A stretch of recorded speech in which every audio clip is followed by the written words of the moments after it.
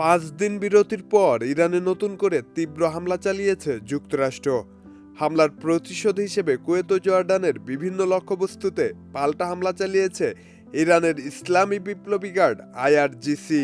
আইআরজিসির দাবি, জর্ডানের আল আজরাক বিমান ঘাঁটিতে চালানো হামলায় যুক্তরাষ্ট্রের 3টি অত্যাধুনিক F-13 যুদ্ধবিমান ধ্বংস এবং আরও 3টি ক্ষতিগ্রস্ত হয়েছে।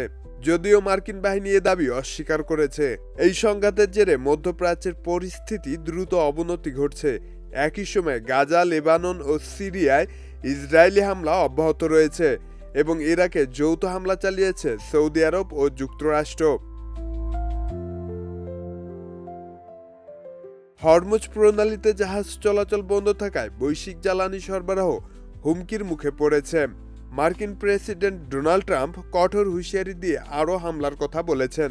অন্যদিকে তেহরান জানিয়েছে, মার্কিন আগ্রাসন চললে আত্মরক্ষা অব্যাহত রাখবে তারা। জাতিসংঘ মহাসচিব অ্যান্তনিও গুতেরেস এই ক্রমবর্ধমান সংঘাত নিয়ে গভীর উদ্বেগ প্রকাশ করেছেন। যদিও সংঘাত থামাতে পাকিস্তান ও ওমানের মধ্যস্থতায় কূটনৈতিক প্রচেষ্টা অব্যাহত রয়েছে, তবুও দুই পক্ষের অনড় অবস্থানের কারণে শান্তির কোনো স্পষ্ট পথ দেখা যাচ্ছে না। শব্দ নীল, দেশ রূপান্তর।